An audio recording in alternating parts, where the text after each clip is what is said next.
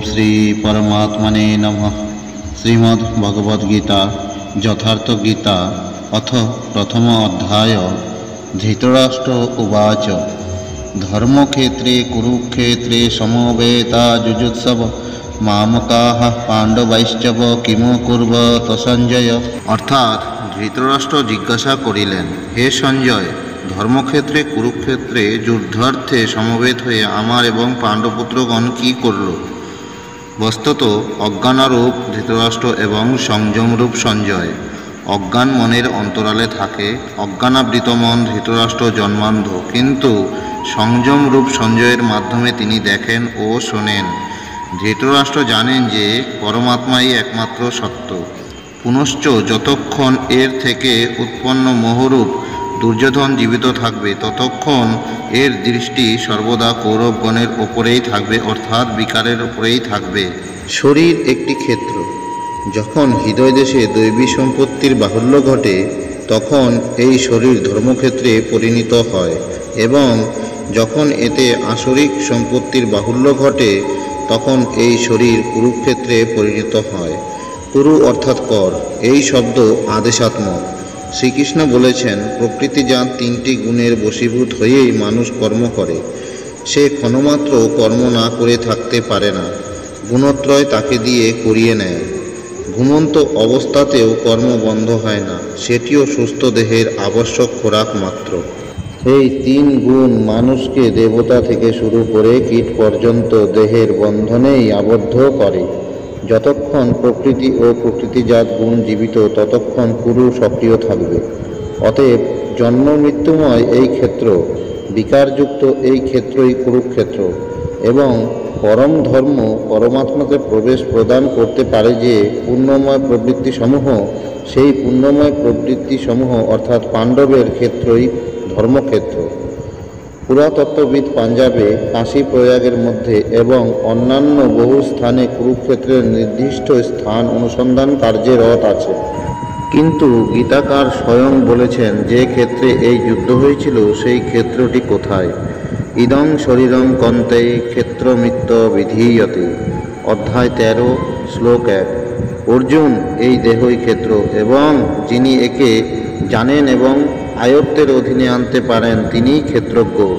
এরপর তিনি ক্ষেত্রের বিস্তার সম্বন্ধে বললেন, যাতে 10টি ইন্দ্রিয়, মন, বুদ্ধি, অহংকার, 5টি বিকার ও 3টি গুণের বর্ণনা আছে। এই দেহেই ক্ষেত্র, এক মল্লভূমি। এর মধ্যে যুদ্ধাবিলাসী প্রবৃত্তি দুটি, দৈবী সম্পদ ও আসরী সম্পদ। পাণ্ডুর সন্তানগণ ও ধৃতরাষ্ট্রের সন্তানগণ স্বজাতীয় ও বিজাতীয় প্রবৃত্তি সমূহ। তত্ত্বদর্শী মহাপুরুষের শরণাগত হলে এই দুই প্রবৃত্তির মধ্যে সংঘর্ষের সূত্রপাত হয়। একেই ক্ষেত্রজ্ঞের সংঘর্ষ ও প্রকৃত যুদ্ধ বলা হয়।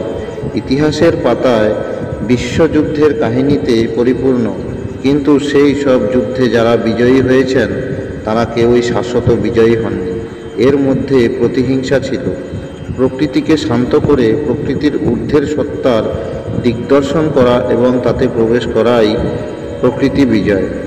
এই হলো শাশ্বত বিজয়, যার পশ্চাতে পরাজয় নেই।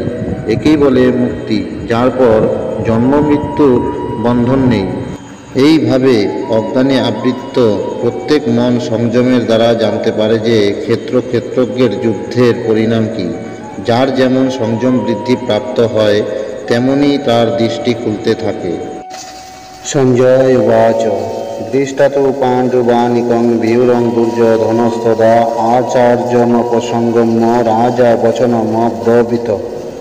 সেই সময় রাজা দুর্যোধন ভিউ রচনাযুক্ত পাণ্ডবগণের সেনাকে দেখে দ্রোণাচার্যের কাছে গিয়ে এই কথা বললেন, দৈত্যের আচরণই দ্রোণাচার্য। যখন অনুভব হয় যে পরমাত্মা থেকে আমরা পৃথক, অর্থাৎ একেই বলে দৈত্যবোধ, তখনই তাকে লাভ করার জন্য ব্যাকুলতা জেগে ওঠে। তখনই আমরা গুরুর খোঁজে বেরিয়ে পড়ি। দুই প্রবৃত্তির মধ্যে একেই প্রাথমিক গুরু বলা যেতে পারে, যদিও পরে সদ্গুরু যোগেশ্বর শ্রীকৃষ্ণই হবেন, যিনি যোগের পূর্ণ স্থিতিপ্রাপ্ত মহাপুরুষ। রাজা দুর্যোধন আচার্যের কাছে যান। মৌরব দুর্যোধন, মই সকল ব্যাধির মূল ও রাজা। দুর্যোধন, দূর অর্থাৎ দূষিত, যো ধন অর্থাৎ সেই ধন।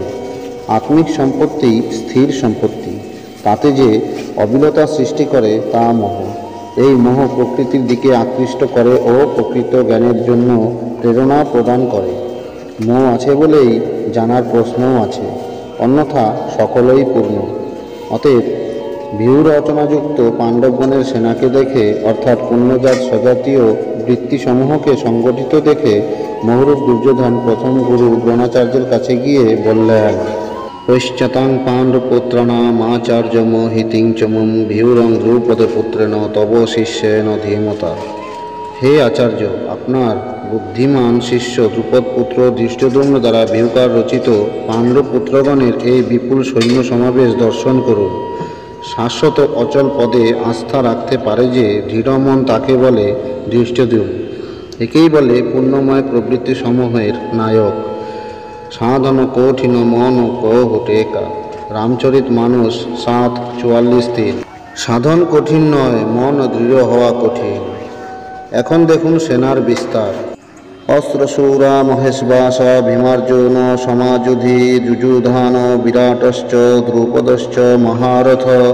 অর্থাৎ এই সেনার মধ্যে মহেশবাসা মহান ঈশ্বর তত্ত্বে অবস্থিতি প্রদান করতে সক্ষম, ভাবরূপ ভীম এবং অনুরাগরূপ অর্জুন, এদের সমকক্ষ অনেক শূরবীর, যেমন সাত্ত্বিকিতারূপ সাত্ত্বিকী, বিরাট সর্বত্র ঈশ্বরীয় ভাব প্রবাহের ধারণা, মহারথী রাজা দ্রুপদ অর্থাৎ অচল স্থিতি, এবং ধৃষ্টকেতুশ্চকিতান কাশীরাজশ্চ বীর্যবান কুরোজিত কুন্তিভোজশ্চ শৈবশ্চ নরপুঙ্গব।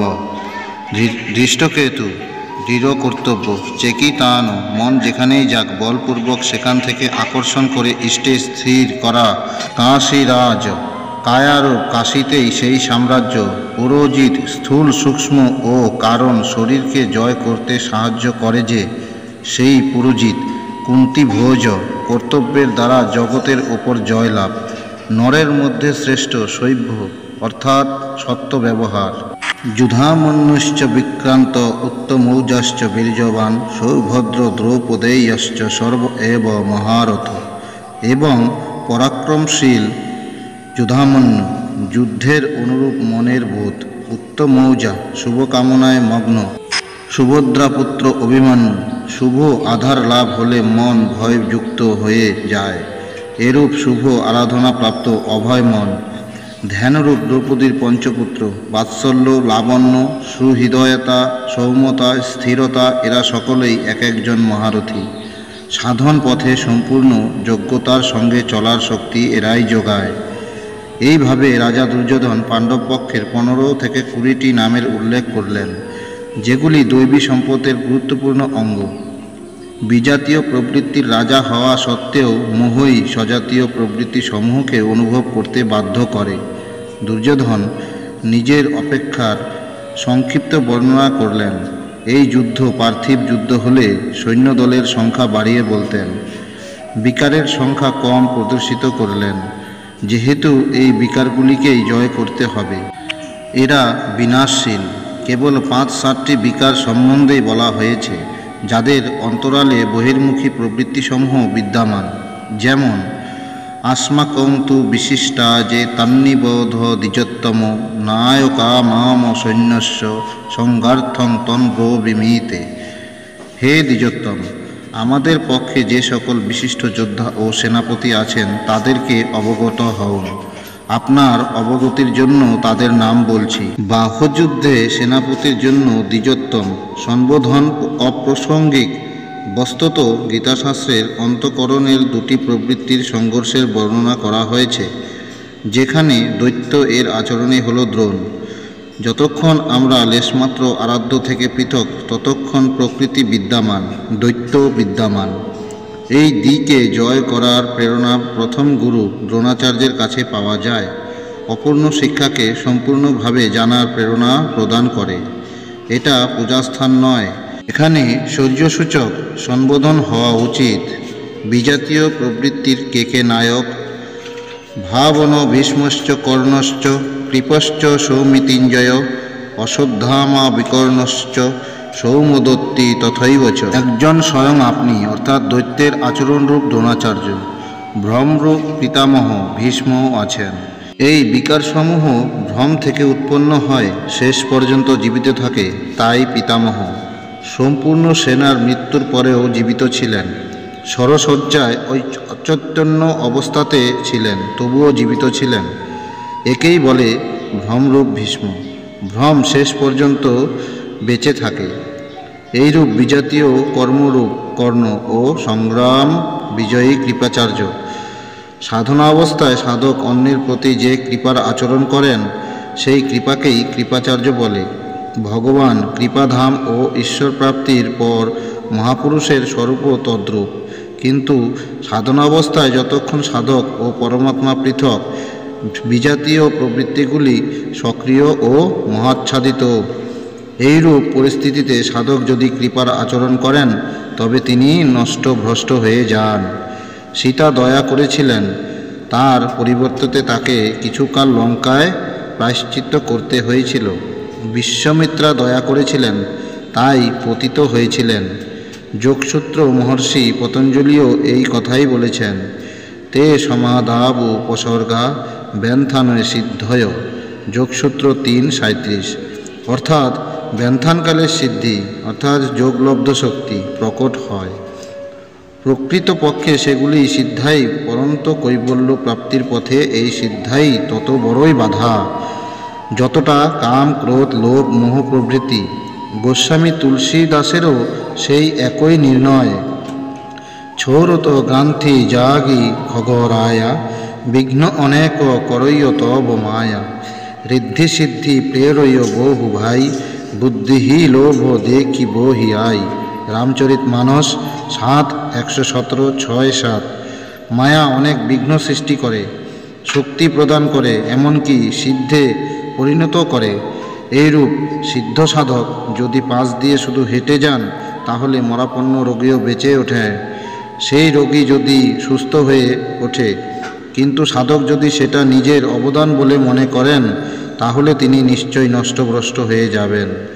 একজন রোগীর স্থানে হাজার হাজার রোগী তাকে ঘিরে ধরবে। ভজন চিন্তনের ক্রম অবরুদ্ধ হয়ে যাবে এবং পথভ্রষ্ট হতে হতে প্রকৃতির বাহুল্য হবে। যদি লক্ষ্য দূরে ও সাধক কৃপা করে, তবে কৃপার একেলার ব্যবহারই সমিতিঞ্জয়, সমস্ত সেনা বাহিনীকে জয় করবে। এই কারণে যতক্ষণ সাধক পূর্ণতা লাভ না করছেন, ততক্ষণ এই সব থেকে সাবধান থাকা দরকার। দয়া বেনু সন্ত কসাই, দয়া করি তো আফত আই। অর্থাৎ দয়া না করলে সাধু কসাইয়ের সমতুল্য, আর দয়া প্রদর্শিত করলেও অধপতনের সম্ভাবনা। কিন্তু অপূর্ণ অবস্থায় এই হলো বিজাতীয় প্রবৃত্তির দুর্ধর্ষ যুদ্ধ। এইরূপ আসক্তিরূপ অশ্বত্থামা। জগতের যে কোনো বস্তুর প্রতি আকর্ষণকেই আসক্তি বলে। দৈত্যের আচরণই দ্রোণাচার্য। এই দৈত্যই আসক্তির জন্মদাতা। শস্ত্রধারণ অবস্থাতে আচার্য দ্রোণকে বধ করা সম্ভব ছিল না, তিনি অজয়ী ছিলেন। ভগবান শ্রীকৃষ্ণ বলেছিলেন, কৌরব পক্ষের একটি হাতির নাম অশ্বত্থামা। ভীম সেই হাতিটিকে বধ করে অশ্বত্থামা মারা গিয়েছে, এইরূপ ঘোষণা করুন। এই অপ্রিয় ঘটনার কথা শুনে আচার্য মর্মাহত হয়ে শিথিল হয়ে যাবেন। সেটাই তাকে বধ করার উপযুক্ত সময়। ভীম হাতিটিকে বধ করে প্রচার করেছিলেন, অশ্বত্থামা মারা গিয়েছে। আচার্য দ্রোণ ভেবেছিলেন যে তার পুত্র অশ্বত্থামা মারা গিয়েছে। তিনি শোকে মোহমান্য হয়ে পড়েছিলেন। ধনুক হাত থেকে পড়ে গিয়েছিল। তিনি হতাশ নিশ্চেষ্ট হয়ে যুদ্ধভূমিতে বসে পড়েছিলেন। সঙ্গে সঙ্গে তাকে বধ করা হয়েছিল। পুত্রের প্রতি অত্যাধিক আসক্তি তার মৃত্যুর কারণ হয়ে দাঁড়িয়েছিল। অশ্বত্থামা দীর্ঘজীবী ছিলেন, নিবৃত্তির শেষ মুহূর্ত পর্যন্ত বাধা দেয়, তাই একে অমর বলা হয়েছে। বিকল্পরূপ বিকর্ণ। সাধনার উন্নত অবস্থাতে মনে কিছু অসাধারণ কল্পনার উদয় হয়। মনে সংকল্প বিকল্প জাগে যে স্বরূপ লাভের পর ভগবানের তরফ থেকে কিরূপ সিদ্ধাই অলৌকিক শক্তি প্রদান করা হবে। সাধক ঈশ্বর চিন্তনের পরিবর্তে ঈশ্বরের ঐশ্বর্যের চিন্তা করতে শুরু করেন। সাধককে একাগ্র হয়ে কর্ম করে যাওয়া উচিত, ফল লাভের কামনা করা উচিত নয়। কিন্তু যখন তিনি অর্থাৎ সিদ্ধাই যোগলব্ধ শক্তির কামনা করতে শুরু করেন, তখন এইরূপ মনোভাব অর্থাৎ বিকল্পকেই বিকর্ণ বলে। এই কল্পনাগুলি অসাধারণ, কিন্তু সাধনাতে ভয়ঙ্করভাবে বাধা দেয়। ভ্রমোৎপাদক শাসয় ভূরিশ্রবা। সাধনার স্তর উন্নত হলে পরে সকলেই সাধকের প্রশংসা করতে শুরু করেন যে ইনি মহাত্মা, সিদ্ধপুরুষ, দিব্যগুণের অধিকারী। তার সমক্ষে লোকপালও বিনীত হয়ে যান। এইরূপ ব্যবহার প্রশংসা দ্বারা সাধক যখন আনন্দের অতিশয্যে পথহারা হন, তখন এইরূপ শ্বাসকেই ভূরিশ্রবা বলা হয়। পূজ্য গুরুদেব বলতেন, সমাজ যদি পুষ্পবৃষ্টি করে, প্রশংসা করে, বিশ্ববন্দ জগৎগুরু বলে, তোমার তাতে কিছু লাভ হবে না, শুধু কান্নাকাটি করতে থাকবে। কিন্তু যদি ভগবান তোমাকে সাধুর আখ্যা দেন, তবে সর্বস্ব লাভ করবে। সমাজ বলুক অথবা না বলুক, তুমি সর্বস্ব লাভ করবে। এইরূপ প্রশংসাতে অভিভূত হওয়াকেই ভ্রমোৎপাদক শ্বাস অর্থাৎ ভূরিশ্রবা বলে। অত্যধিক প্রশংসার ফলে সাধনার হ্রাস হয়। অতএব ভ্রমোৎপাদক শ্বাসই ভূরিশ্রবা। সংযমের স্তর উন্নত হলে পরে যে অর্থাৎ বিকৃতি বিকারগুলি বাধা দেয়, এগুলিই তাদের নাম। এইগুলি বহির্মুখী প্রবৃত্তির অঙ্গ।